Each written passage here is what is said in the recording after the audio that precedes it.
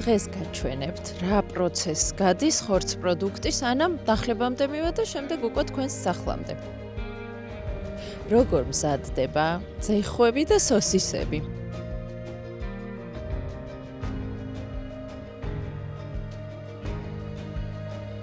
დამუშავებული ხორც პროდუქტების ისტორია ანტიკური ხანიდან მოდის.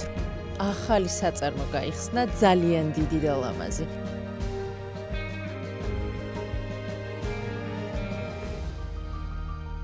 ველოდები თქვენს გამოხმაურებას, ბევრ კომენტარს, დანარჩენ უკვე შეგნით.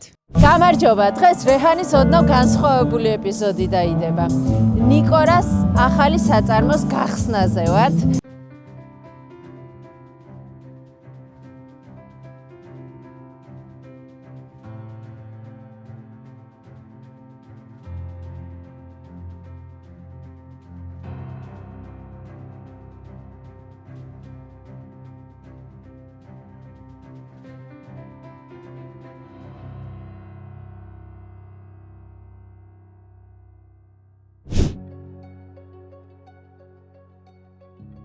დღეს გაჩვენებთ, როგორ მზადდება ამიერკავკასიაში ყველაზე დიდ ხორც პროდუქტების საწარმოში ნიკოროს ხორც პროდუქტები, ძეხვები და სოსისები. მთლიანად წარმოების რა პროცესს გადის ხორც პროდუქტის ანამ დახლებამდე მივა და შემდეგ უკვე თქვენს სახლამდე. ველოდები თქვენს გამოხმაურებას, ბევრ კომენტარს, თუ მოგეწონებათ, მსგავსი ფორმატის ვიდეოების გადაღებას განვაგრძობთ, თუმცა რეჰანის ტრადიციული სტანდარტული ვიდეოები არ ჩანაცვლდება, უბრალოდ დამატებით გადავიღებთ ხოლმე როგორ მზადდება სხვადასხვა სასმელი და საკვები პროდუქტი შედარებით დიდ საწარმოებში. რატომ ნიკორა? ნიკორა იმიტომ, რომ ჩემი სენტიმენტები მაკავშირებს 2 წელი აქ ვიმუშავე და თანაც იმიტომ, რომ ახალი საწარმო გაიხსნა ძალიან დიდი და ლამაზი. დანარჩენ უკვე შეგნით.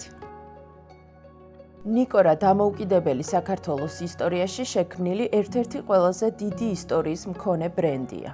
1998 წელს ყველაფერი ერთი ოთახიდან დაიწყო. 27 წლის განმავლობაში ხორც პროდუქტების ბაზარზე წამყვანი კომპანია გახდა. ახალ საწარმოში 45 მილიონი ლარის ინვესტიცია განხორციელდა. ქარხანა უახლესი ტექნოლოგიებით არის აღჭურვილი. წარმოება ავტომატიზირებულია.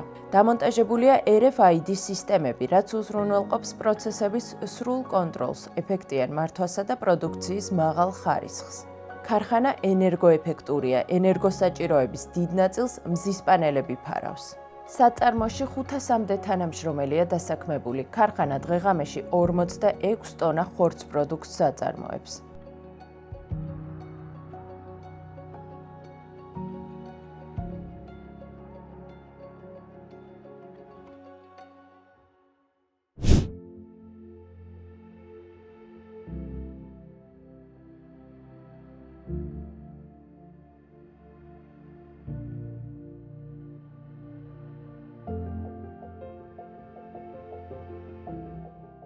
დამუშავებული ხორც პროდუქტების ისტორია ანტიკური ხანიდან მოდის, როცა ადამიანის ცხოვრებაში დადგა საკითხი, როგორ შეენახა ხორცი დიდხანს ისე, რომ არ გაფუჭებულიყო. გამოსავალი იყო დაჭრა, დაკეპვა, მარილი, სანელებლები, გამოშრობა და მივიღეთ ხორცის კონსერვაციის გენიალური ფორმა. ძეხვის შესახებ პირველი წერილობითი ცნობები ჩვენს წელთაღრიცხვამდე არსებულ ჩინურ და ბაბილონურ წყაროებში ფიქსირდება. იგი დიდი პოპულარობით სარგებლობდა ანტიკურ საბერძნეთსა და რომშიც. ბაზრებზე იყიდებოდა როგორც ქუჩის საჭმელი. ძეხვის აღწერილობა ჰომეროსის ტექსტებშიც ფიგურირებს. რომაული წყაროები ძველი წელთაღრიცხვით პირველ საუკუნეში იუწყებიან უძველესი ძეხვის ლუკანიკას შესახებ. აღწერენ როგორც დაკეპილ, ჩატენილ ხორცს. ეს სახელი მას ადგილმდებარეობის გამო დაერქვა. ძველი წელთაღრიცხვით მესამე საუკუნეში ლუკანელებს ჯარისკაცებმა და მონებმა გაასინჯეს. შუა საუკუნეები ძეხვეულის ოქროს ხანაა. მისი დამზადების ტექნიკა იხვეწება და ერთმანეთისგან განსხვავდება რეგიონში არსებული კლიმატის მიხედვით. მაგალითად, სამხრეთით, სადაც ცხელი და მშრალი კლიმატია, გამოშრობის მეთოდს მიმართავენ. ჩრდილოეთით, სიცივეში, უფრო შესაწვავი და მოსახარში ხორც პროდუქტები ჩნდება. გრძელ თხელი ფორმის სოსისებს გერმანიაში ჯერ კიდევ მე-15 საუკუნეში ამზადებდნენ. თანამედროვე სოსისის შემქმნელად გერმანელი იოჰან გეორგ ლანერი ითვლება. ლანერმა შეცვალა პროდუქტის რეცეპტურა, ღორის ხორცის ფარშს, საქონლის დაამატა და ამით დასაბამი მისცა თანამედროვე სოსისის არსებობას. ლანერი ვენაში ცხოვრობდა. სწორედ აქ გახსნა მან ხორცპროდუქტების სავაჭრო დახლი, სადაც კლიენტებს პირველად შესთავაზა სოსისი ფრანკფურტერი. ამ სოსისს ევროპის ბევრ ქვეყანაში ვენურის სახელითაც მოიხსენიებენ. ლანერი გერმანელი იყო, მაგრამ ვენაში ცხოვრობდა. სწორედ ამიტომ სოსისის სამშობლოს ტიტულს ვენა და ფრანკფურტი ერთმანეთს ეცილებიან. ბავარიაში, ჰასელდორფში ადგილობრივმა მცხოვრებლებმა ლანერს ძეგლი დაუდგეს. 225 წლის თავთან დაკავშირებით 500 ადგილობრივი მცხოვრების შემოწირულობის ხარჯზე ლანერის 2 მეტრიანი მონუმენტი აღიმართა.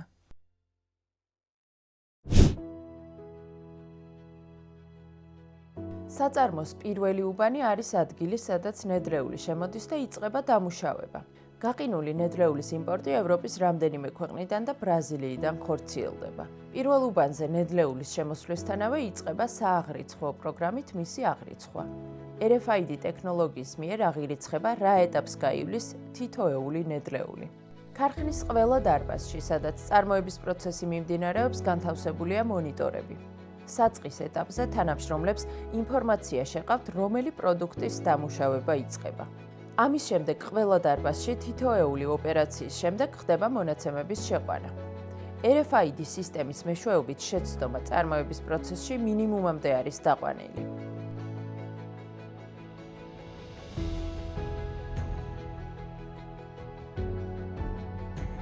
ხორცის ნაჭერი რეცეპტურის მიხედვით ირჩევა. სხვადასხვა ხორცის შერჩევა და ბადეში ზომის შერჩევა იმის მიხედვით ხდება, თუ რა ტიპის ხორცპროდუქტისთვის მზადდება ფარში.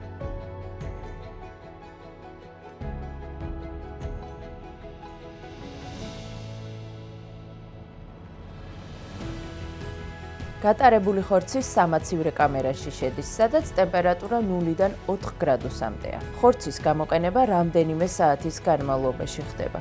მაცივრის ოთახი გამჭოლია. პირველი უბნიდან მისი შეტანის შემდეგ გადატანა საპირისპირო მხარეს არსებული კარიდან, საწარმოს მეორე უბანზე ხორციელდება. მეორე უბანი ფარშირების მომზადების ადგილია. პირველი ეტაპი ნედლეულის აწონვაა.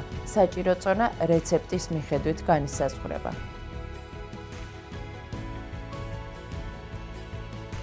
რეცეპტის მიხედვით იწონება და ერთმანეთში ირევა სანელებლები.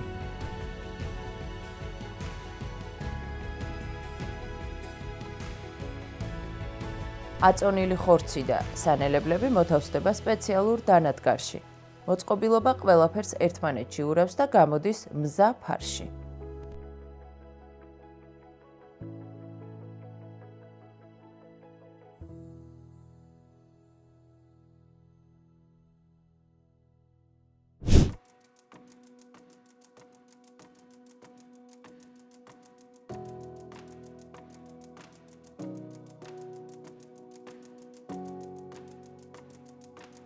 მესამე უბანი ფორმირების ადგილია. აქ ფარში ხელოვნურ ან ბუნებრივ გარსაცმში თავსდება. ფორმირებული პროდუქტი იყიდება სპეციალურ მეტალის ჩარჩოებზე.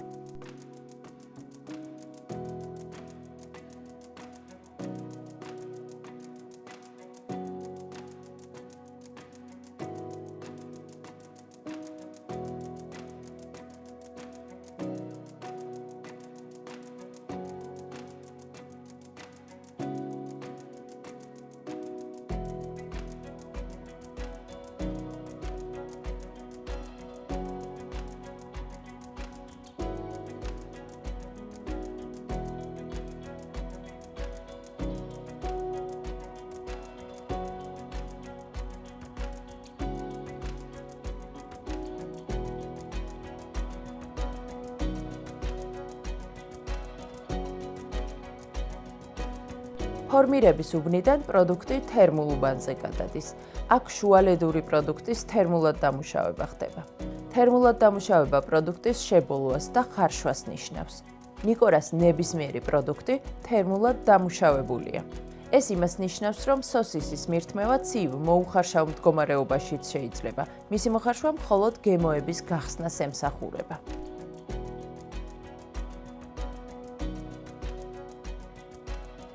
შებოლვა მხოლოდ წიფლის ნახერხით მიმდინარეობს. ნახერხი გერმანიიდან არის იმპორტირებული. თერმულად დამუშავებული პროდუქტი ცივდება და მზა პროდუქციის საწყობში გადადის.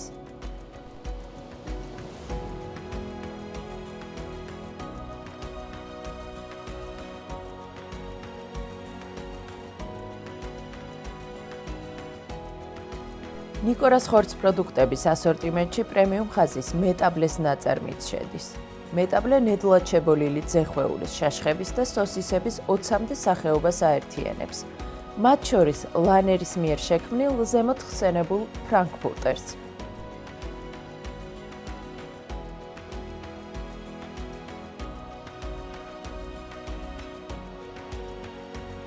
ნედლად შებოლილი პროდუქტი ცალკე გადის შრობის პროცესს. მისი თერმულად დამუშავება არ ხდება. ხორცი შესაბამისი ტემპერატურის ოთახში ბუნებრივად შრება 20-30 დღის განმავლობაში. ამ მეთოდით მიღებული პროდუქტი გამოირჩევა ინტენსიური არომატით, მდიდარი გემოთი და ხანგრძლივი შენახვის უნარით. საუკუნეების განმავლობაში ეს მეთოდი იყო ხორცის კონსერვაციის საუკეთესო გზა.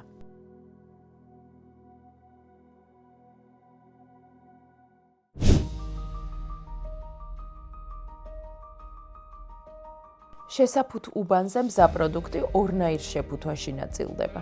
პირველი ტიპის შეფუთვაა ვაკუუმი, მეორე მოდიფიცირებული გაზი. ორივე სახის შეფუთვისას ხდება ჟანგბადის გამოდევნა. ამის ხარჯზე პროდუქტის შენახვის ვადა იზრდება. შედარებისთვის, თუ შეუფუთავ პროდუქტს შენახვის ვადა 4 დღე აქვს, შეფუთულის ვადა 30 დღემდე იზრდება.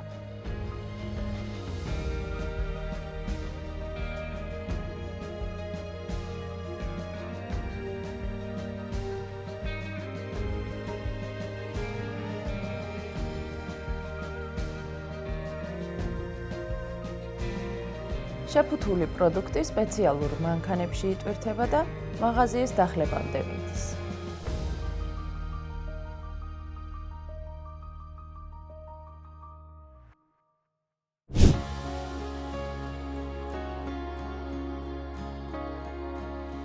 წარმოების მერე მოვედით სმარჩში.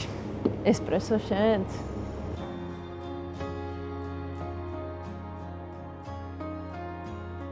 აპლიკაციას რო გაატარებთ, სხვადასხვა საჩუქრებია ხოლმე და აქციები. დღეს ეს მოყვა.